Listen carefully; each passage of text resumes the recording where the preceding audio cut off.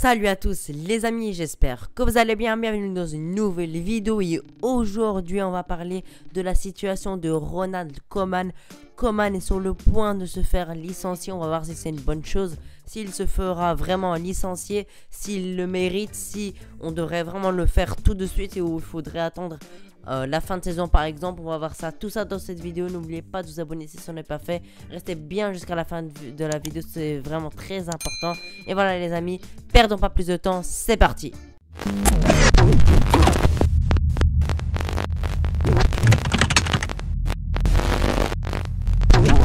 Alors, on va commencer par la situation de Koeman. Il est là depuis 2 saisons, une saison et demie pour être un peu plus précis. La saison dernière, il était dans une situation assez compliquée parce que Messi voulait partir. Voilà, c'était un peu la crise, on revenait du 8-2, donc c'était une situation très compliquée pour Koeman. Et on s'est dit que voilà, ça pouvait être l'homme de la situation, même si avec les autres clubs, ça n'a pas été incroyable. Avec Valence, ça a été un flop, avec Everton, ça a été un flop, avec Southampton, ça a été un flop. Sauf avec la sélection Pays-Bas, il a fait de bonnes choses. Mais à part ça, en club, il a été assez mauvais, ça on peut le dire. On était assez curieux de voir ce que ça donnait. Et pour les premiers matchs, on a été assez satisfait. Pour ma part, j'étais assez satisfait. Je pense que tous les supporters ont été assez satisfaits pour les premiers matchs. Parce que le premier match, ça a été une victoire 4-0 contre Villarreal. Et une victoire 3-0 à l'extérieur. N'oublions pas que à l'extérieur, contre le Celta, c'est vraiment très compliqué. On a gagné 3-0 alors qu'on revenait d'une très grosse crise. Donc ça, c'était vraiment fort de la part de Ronald Koeman. Et on commençait un peu à s'enflammer. Et on a été vraiment très rapidement calmé avec une défaite contre Retafe, un match nul contre Alaves qui était vraiment très décevant. Et là, on a commencé à comprendre que voilà, le Barça ne pouvait pas faire une énorme saison. Il ne pouvait pas être un grand prétendant à la Ligue des Champions, par exemple. On était souvent limité physiquement parce que voilà, on voyait des joueurs un peu fatigués, on les voyait pas trop motivés dans quelques matchs. Voilà, on était assez déçus, on n'arrivait pas à revenir au score au début de saison. Voilà, ça c'était vraiment un gros problème, mais Koeman a réussi à arranger ça c'était une bonne chose. Mais pour la finition, ça a été vraiment très mauvais. C'était pour moi une des pires saisons pour la finition parce qu'on ratait vraiment énormément d'occasions. Il y a des buts, on devait les mettre, on les ratait, et on les ratait, on les ratait, et pour finir, on se faisait punir. Et ça, c'était vraiment des scénarios très cruels et ils sont arrivés beaucoup de fois cette saison, la saison dernière plutôt, pardon. Ce que Koeman a réussi à nous faire avoir, c'est le mental. On n'abandonnait jamais. Il y a beaucoup de matchs où c'était assez compliqué, on a réussi à revenir au score, mais il y a eu quand même pas mal de soucis, comme par exemple la défense. Koeman n'a pas su avoir une bonne défense. Il faisait trop jouer Piqué l'anglais, alors qu'on savait que c'était une charnière qui ne marchait pas, qui était très mauvaise, avec un Piqué vieillissant qui perdait de plus en plus son niveau, et un anglais qui était dans une des pires moments de sa carrière. Je ne rigole pas, il était vraiment dans un état lamentable, comme vous le savez, la saison dernière. Il a eu le petit souci avec Riqui Puig qui a un peu donné une mauvaise image à lui, parce que voilà, on voyait bien que Riqui Puig, 2 fois, il faisait de bonnes rentrées, il le faisait pas rejouer, même pas une minute, et de temps en temps, il lui donne quelques minutes minables, alors que voilà, il ne mérite pas ça. Quand un jeune fait une bonne performance, bah, il doit le refaire jouer, et Koeman ne veut pas faire ça. Il a mis de côté Riqui Puig depuis le début de la saison dernière, donc il a été très clair sur ça, il ne le veut pas de lui. Je vais vous donner encore un bon point positif, mais après je vais vous donner énormément de points négatifs.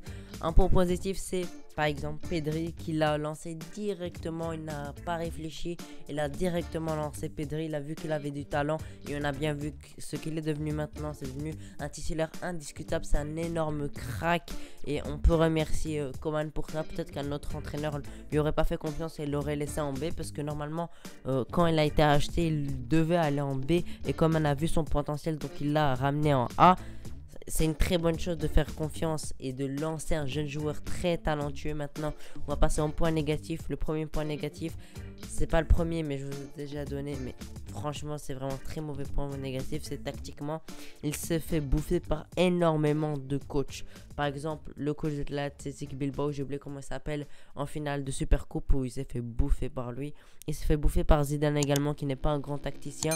Il s'est fait bouffer par Pochettino, et s'est fait bouffer par Andy Flick également, non pas Andy Flick, Nagelsmann. Même si on n'avait pas une très bonne équipe, franchement tactiquement c'était vraiment mauvais et on s'est fait exploser, voilà 3-0. En plus on a fait 0 frappe cadrée, on n'a même pas essayé, de frapper au but, essayer de marquer un but, etc. On s'est fait vraiment laver, donc ça c'est vraiment un très mauvais point négatif parce que tactiquement il est vraiment extrêmement limité, ça c'est vraiment un très mauvais point négatif.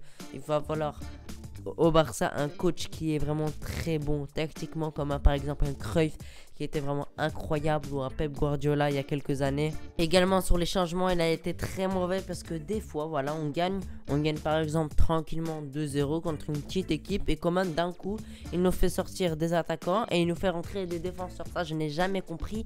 Il n'a pas compris qu'on est dans un grand club, qu'on est au FC Barcelone.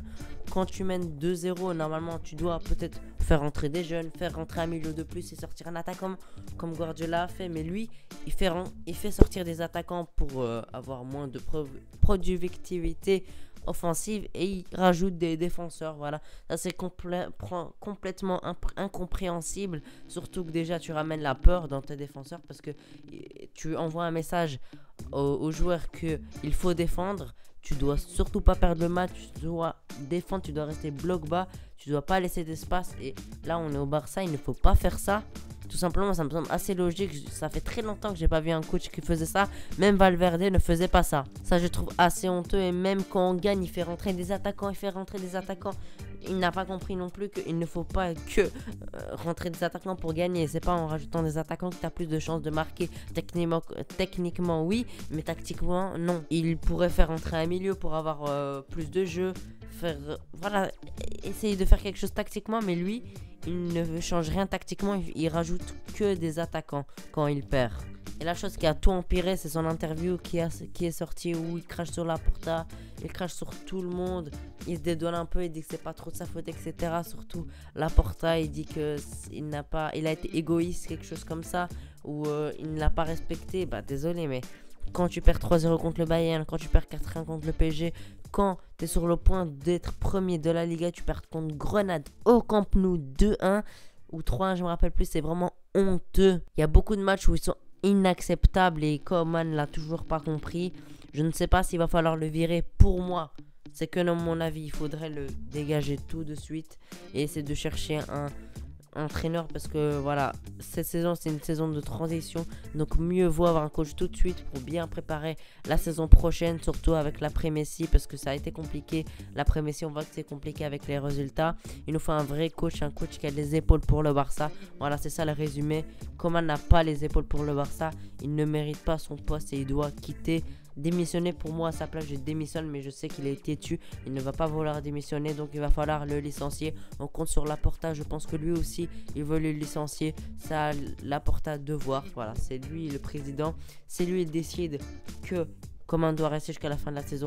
Bah ça se respecte, et s'il a envie de le virer tout de suite, bah ça se respecte et je serai d'accord avec lui parce que moi je suis toujours derrière Laporta parce que il nous a fait énormément de choses quand il a été président, et maintenant on voit qu'il essaie de relever le Barça petit à petit, même si c'est compliqué, il est en train de le faire. Voilà les amis, n'hésitez pas à me dire votre avis, si pour vous Koeman doit dégager tout de suite, si on doit le laisser encore une saison, une chance de plus. Je serai très attentif pour vos avis. Voilà les amis, merci infiniment d'avoir regardé la vidéo jusqu'ici. N'oubliez pas de lâcher votre pouce bleu si vous avez apprécié cette vidéo. N'oubliez pas de vous abonner si ce n'est pas fait. N'hésitez pas à aller voir le site Mayogo. Voilà, ça vend des maillots pas chers du tout, d'excellente qualité. Vous avez moins 15% avec mon code AYT. Voilà les amis, j'arrête de vous tenir jusqu'ici. Allez les amis, merci d'avoir regardé la vidéo. Ciao.